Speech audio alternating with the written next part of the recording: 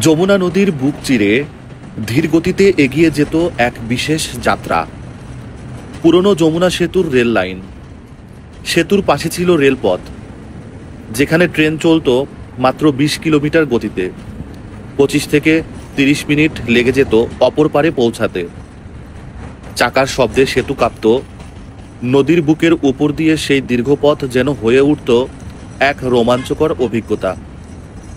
হাওয়া মুখে লাগত, নিচে তাকালে দেখা যেত বিশাল নদীর ঢেউ। ঝুঁকি ছিল, তবুও সেই যাত্রার অনুভূতি ছিল অন্যরকম। একদিকে ভয়, অন্যদিকে অপার আনন্দ।